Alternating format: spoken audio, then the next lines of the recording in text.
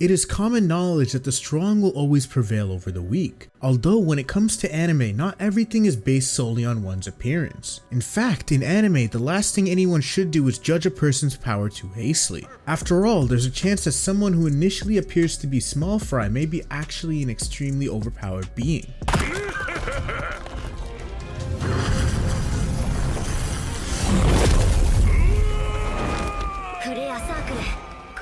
In that case, anyone that makes the mistake of looking down on them or making them mad better watch out. So welcome back to Animeology, and today we'll take a look at 10 new Isekai anime where the main character looks weak but is strong as hell. Before we begin, be sure to drop a like and subscribe down below for more anime top 10s, and without further ado, let's get right into the video.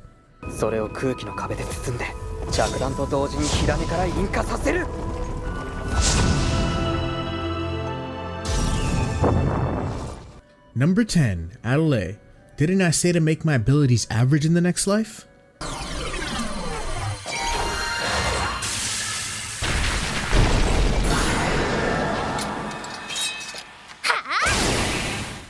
Hilariously, Adelaide isn't even the strongest person in her universe, but when she was reincarnated, she requested she be made into the average character, hence the title of the anime, and instead is made the average of all beings in the universe. This makes her several thousand times more powerful than an average person, which means she excels at magic and physical abilities with ease. Even when she tries to cast abilities that end up failing, she winds up making more powerful versions that impress even advanced level magicians. Overall, this show is very lighthearted and features an isekai element in the form of escapism that everyone would desire. Despite the main character being absurdly overpowered in comparison to most humans, the show is still pretty lighthearted overall. Number 9. Crebusculum. How not to summon a demon lord.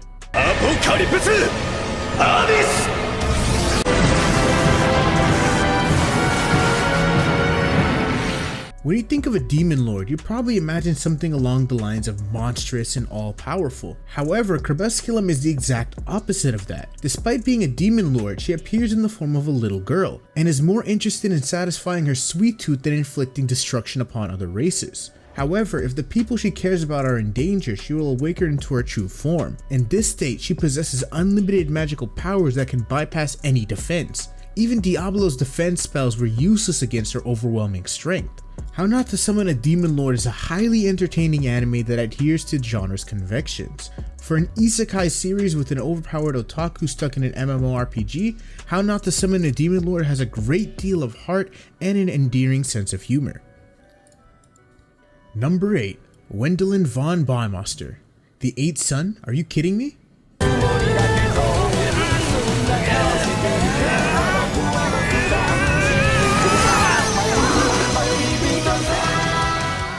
This anime follows Wendel, a boy who becomes a magician after he begins reading in his family library and realizes he has talent for magic. After being trained by the most powerful magicians in the land and even surpassing them, Wendel set on the road to becoming an adventurer. Since this series is largely about how much trouble being a part of noble society is, Wendel's power has constantly thrown him into larger and larger amounts of trouble. He dispatched massive dragons with ease, clears out monster armies with little help. There seems to be no upper limit to his power. This anime proves to be a delightful watch from the start. It skillfully portrays a man who gets isekai'd into another world, while still managing to make it entertaining. While some parts, especially the magic and the adventure, can seem like nothing special, they add an entertaining element to the anime that makes it still interesting to watch.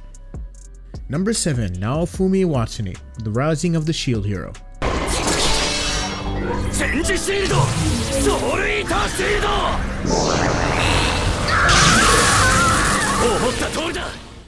Naofumi Iwatani came into the isekai world as the ultimate underdog. Not only did he have a relatively limited skill as a hero, but he immediately had an entire empire conspiring against him. Not one to let social prejudice get to him, Naofumi perseveres to continue adventuring and getting stronger, overachieving in the process. Equipped with more diverse shields than Batman has batarangs, Naofumi has both intelligence and power to take on a wide variety of challenges. Whether he's defending against attacks or just trapping people within his own shield, Naofumi has proved that an immovable object can also be an unstoppable force.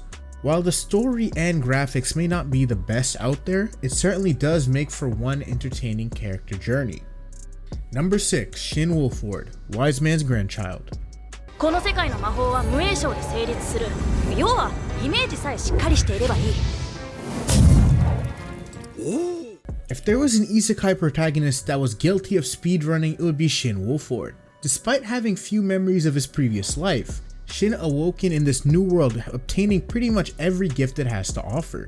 Having been trained by the legendary wizard himself, Merlin, Shin became an exceptional magic user that even began innovating in front of his own magical peers. With plenty of teachers to educate him in the art of sword and hunting, Shin has also become a talented combatant and survivalist. If Shin Wolford was seemingly good at everything, isn't considered overpowered, there really is no one else out there. Overall, Wise Man's Grandchild is a fun isekai adventure. While the series doesn't offer anything particularly new, it does a good job of bringing out the best parts the genre has to offer. Number 5. Maple, Bow Fury. I do not want to get hurt, so I'll max out my defense.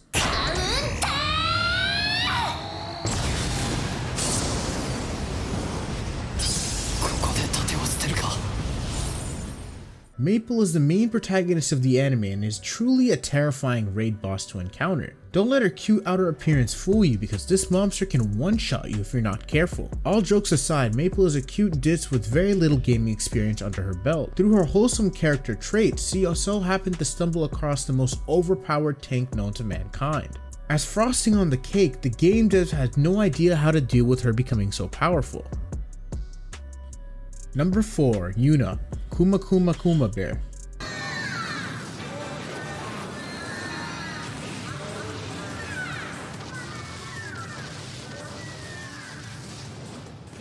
This show follows Yuna, a rich girl from our world who is content with just lazing around playing VR MMOs all day, until she's drawn into a world of game with a set of absurdly overpowered hyper cute bear equipment.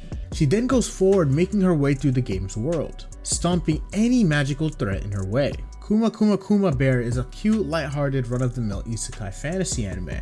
The main character is a lazy stay-at-home high school girl who's transported to another world of the game she plays. She's forced to wear a bear costume, all her magic is bear-related spells, and her summons are cute bears, of course. I really recommend you check it out if you like fantasy anime or slice-of-life anime. It is by no means a masterpiece, but it's actually a pretty good show. Also, an additional bonus that the ending song of this anime is actually really good.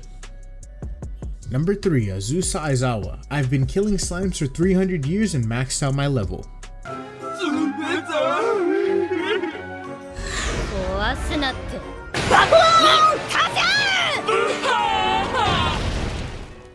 Everybody needs a vacation now, and no one needs it more than Azusa Izawa. After overworking herself to death, she is granted the opportunity to be reborn as an immortal witch in another world. She takes the opportunity to think of an eternal vacation, but after hundreds of years of killing minor enemies, Izawa has maxed out her abilities and become overpowered. Fearing that this would bring unwanted attention, she struggles to conceal her powers as legends about her begin to spread. At the very least, she's one of the more humble isekai protagonists. I've been killing slimes for 300 years and maxed out my level is an entertaining slice of life series. The novelty of the title draws your interest, while the interesting twists and turns will keep you turning each page. It is a shame that the sweet series is plagued by issues in its English release.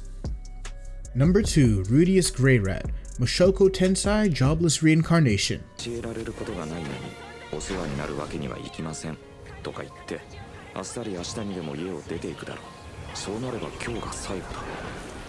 This anime starts off with a pretty basic introduction, as an unknown 34-year-old NEET is killed in a car accident. After we see his final moments of life in the modern world through his eyes, we then see him instantly reborn, or I should say reincarnated into an unknown fantasy world as a baby named Rudius Grey. To say the introduction of this anime was strange comes as an understatement. Rudy's personality as a former NEET and perverted otaku comes off quite well through his actions. Regardless of his pervy nature, this anime shows Rudy can, in fact, use his brain for non-perverted action scenes. Due to his presumably bountiful amount of already accumulated knowledge, his affinity for magic, and his ability to learn things quickly due to being a child, Rudy is able to pick up magic quite easily and even becomes a prodigy at it. Number 1. Rimuru Tempest. That time I got reincarnated as a slime.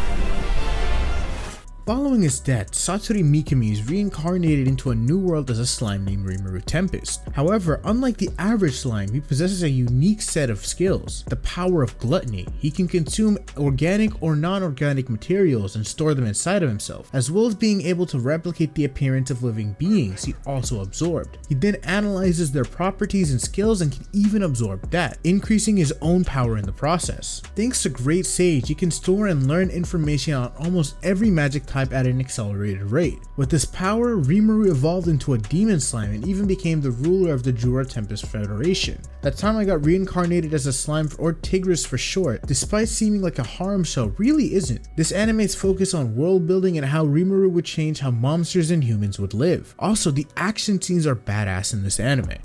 Perfect.